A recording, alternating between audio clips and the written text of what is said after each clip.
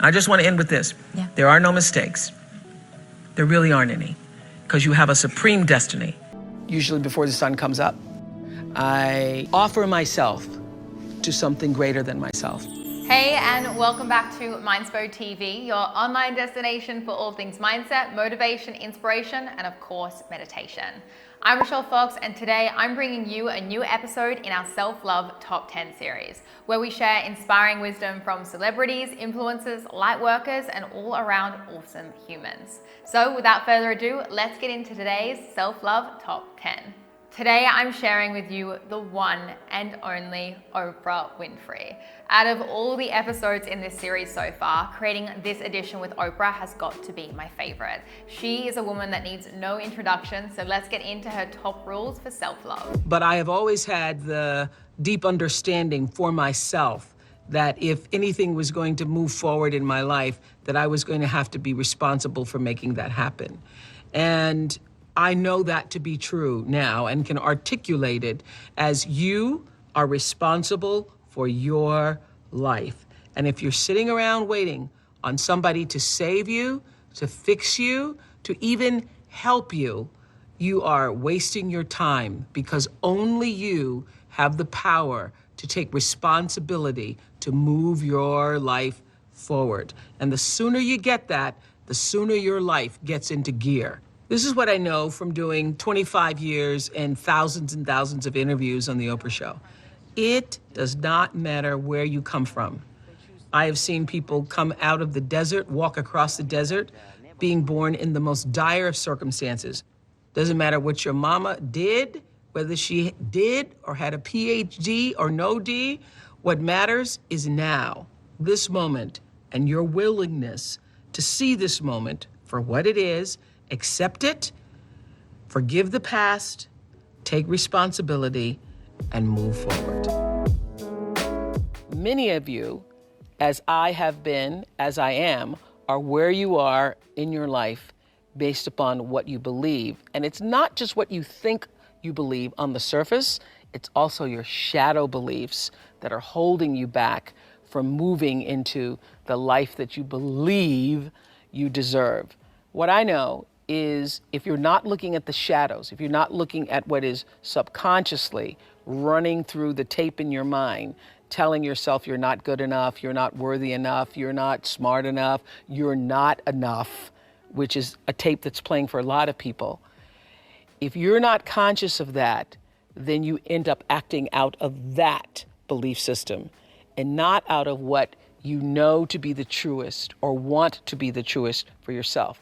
But you don't become what you want, because so much of wanting is about living in the space of what you don't have. That's why Jim Carrey's story is so powerful, because he started to act as though he already had it. He would go up to Mulholland Drive, he would drive away thinking, I already have those things, I just haven't accessed them as yet.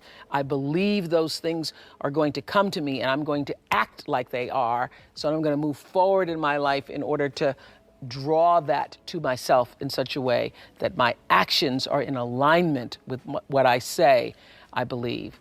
So if you start to think about that, really, why are you where you are in your life? The choices that you have made have been because of what you believe to be true for yourself. As a human being. I just want to end with this. Yeah. There are no mistakes. There really aren't any, because you have a supreme destiny. When you're in your little mind, in your little personality mind, where you're not centered, where you really don't know who you are, that you come from something greater and bigger, and that we really all are the same. When you don't know that, you get all flustered. You get stressed all the time, wanting something to be what it isn't. There is a supreme moment of destiny calling on your life. Your job is to feel that, to hear that, to know that. And sometimes when you're not listening, you get taken off track. You get in the wrong marriage, the wrong relationship, you take the wrong job. Yeah, but it's all leading to the same path. There are no wrong paths. There are none. There's no such thing as failure, really, because failure is just that thing trying to move you in another direction. So you get as much from your losses as you do from your victories, because the losses are there to wake you up. The losses are to say, Fool, that is why you go to school. So that CBS can call you. So when you understand that, you don't allow yourself to be completely thrown by a grade or by a circumstance, because your life is bigger than any one experience. And if I always ask people on Super Soul Sunday to tell me, what would you say to your younger self? Every person says in one form or another, I would have said, relax, relax. It's gonna be okay. It really is gonna be okay. Because even if you're on a detour right now, and that's how you know when you're not at ease with yourself, when you're feeling like, oh, shouldn't be that is the cue that you need to be moving in another direction. Don't let yourself get all thrown off, continue to be thrown off course. When you're feeling off course, that's the key. How do I turn around? So when everybody was talking about, when I started this network, if I had only known, good Lord, how difficult it would be. The way through the challenge is to get still and ask yourself, what is the next right move? Not think about, oh, I got all of this stuff. What is the next right move? And then from that space, make the next right move and the next right move. And not to be overwhelmed by it, because you know your life is bigger than that one moment. You know you're not defined by what somebody says is a failure for you, because failure is just there to point you in a different direction. At this point in the season, I could see the light at the end of the tunnel. Usually before the sun comes up, I offer myself to something greater than myself. If it's for 1 minute, 20 seconds, or 10 minutes, I at least stop in that space in my house every morning. I have a little meditation space where I just go. I have beautiful spiritual readings there. I light my 3 candles there, daily word or something. And I express to this greater energy field than I that I don't want to be alone as I move out into the world.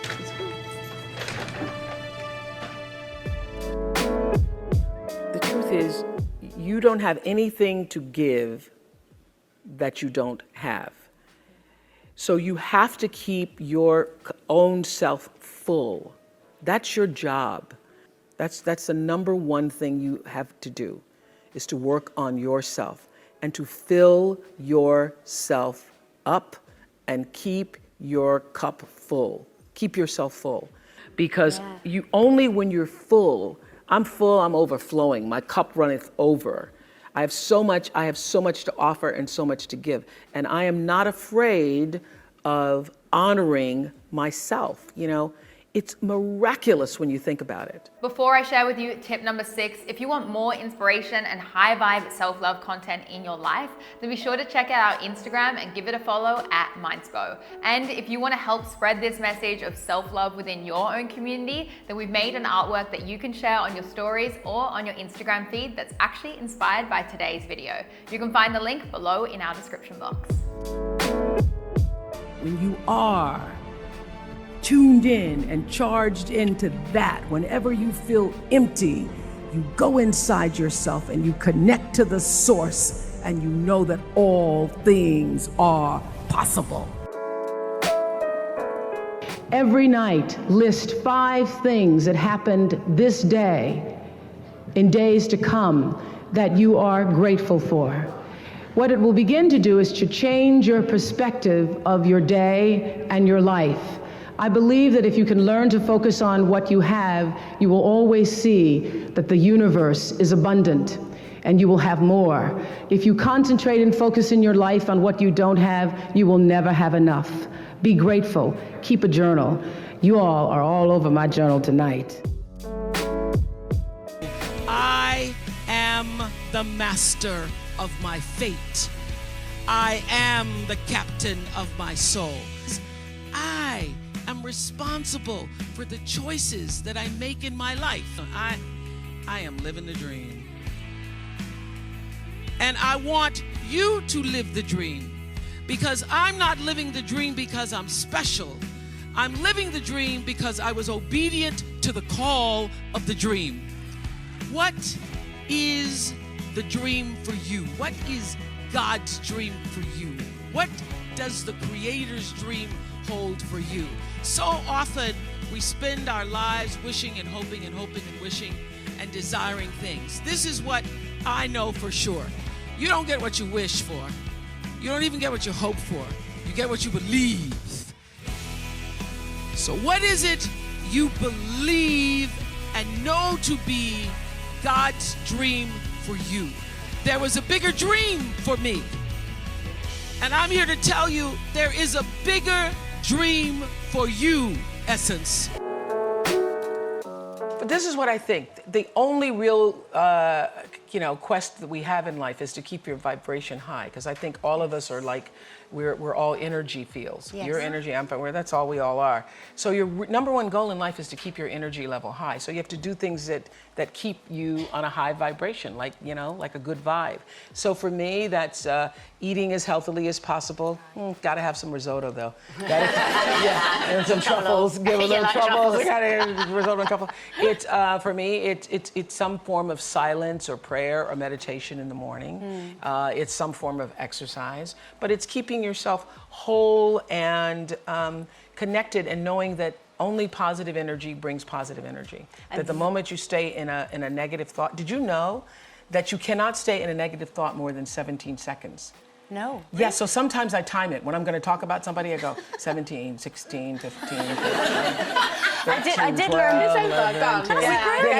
Yes, because if you stay in it longer than that, then you start drawing other negative. Because one negative thing leads to another. You said, she did, and I can't believe she said that. And then down you go. 17 seconds, that's your limit. And what I know for sure is that the biggest choices begin and end with you. Your internal big questions. Who do I want to be in the world?